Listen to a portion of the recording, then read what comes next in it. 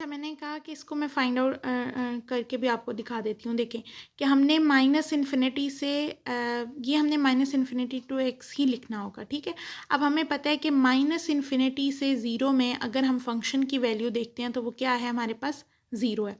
और हमें यहाँ पे इस जो है इंटेग्रल को स्प्लिट भी करने की ज़रूरत नहीं है, ठीक है, क्योंकि हमने माइनस इन्फिनिटी टू ज़ीरो देखना है, ठीक है। तो वो हमने ज़ाहिर है ऑब्वियसली हमारे पास क्या आएगा, हम यहाँ पे लिखेंगे इसको ऐसे ही माइनस इन्फिनिटी टू एक्स, ठीक है।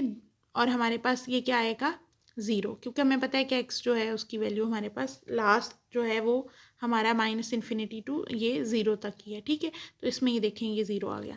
सेकंड जो है हम फाइंड आउट करेंगे ज़ीरो से टू इंटरवल जो अपना है, ठीक है। अगेन हम वैसे ही फार्मूला लिखेंगे माइनस इन्फिनिटी टू एक्स। फिर हमने सबसे पहले फाइंड आउट करना होगा, अगेन अगर आप वहाँ पे देखो तो मैंने आप लोगों को कहा था कि हमने कैसे फाइंड आउट करना है कि अब जो माइनस इन्फिनिटी टू एक्स है वो स्प्लिट होगा।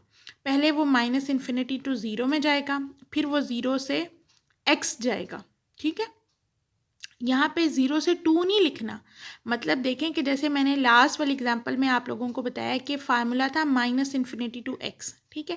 जब हमने सिर्फ ये जो वैल्यूज़ हैं इनको देखते हुए कि ये कहाँ पे लाई कर रहा है, उस ये जो हमें जो गिवन होगा उससे हमने इस फंक्शन को देखना है कि इस फंक्शन की वैल्यूज़ क्या हैं इस इंटरवल में। जैसे अब हमने माइनस इन्फिनिटी टू ज़ीरो के लिए देखा है, तो माइनस इन्फिनिटी टू ज़ीरो में फंक्शन की वैल्यू क्या है, फंक्शन कुछ भी है आपके पास तो उसकी वैल्यू ज़ीरो है, ठीक है। तो ये हमारे पास यानी कि फ़ंक्शन की वैल्यू हमारे पास ज़ीरो है, तो ये हमारे पास ज़ीरो आ गया। इसी तरह से यहाँ पे माइनस इन्फिनिटी टू एक्स में अब हमारे पास ज़ीरो से टू वाली एक्स की वैल्यूज़ यानी ज़ीरो से टू में हमने देखनी है। तो माइनस इन्फिनिटी से ज़ीरो हम गए, ठीक है। फिर हमने ज़ीरो से एक्स जाना है, ठीक है। तो हम ज़ीरो से एक्स गए, हमने इसको फाइंड आउट किया तो हमारे पास ये आंसर आ गया, ठीक है, एक्स स्क्वायर ओवर 4, ठीक है। यहाँ पे हमने लिमिट्स नहीं पुट करनी, अगर हम वो पुट कर देंगे तो वो तो हमारी किसी एक वैल्यू के लिए ज़ाहिर है वो जो है वो आ जाएगी, तो हमने इसके लिए ये पुट नहीं करना, वो तो हमारे पास डेंसिटी फंक्शन है तो हमने उसको फाइंड आउट नहीं करना है। यहाँ पे हमने डिस्ट्रीब्यूशन फंक्शन फाइंड आउट कर रहे हैं। हम समझ आ रही है बात की कि हम ये तो नहीं फाइंड कर रहे कि हम एक्स यानी कि एफ़ ऑफ टू के लिए तो फाइंड आउट नहीं कर रहे, क्योंकि वो तो फिर एफ़ ऑफ टू के लिए फाइंड आउट हो जाएगा, ठीक है। तो ये मैं ज़रा आप लोगों को इसलिए बार बार ये मैं एक्सप्लेन कर रही हूँ कि इसको किस तरह से आप लोगों ने देखना है।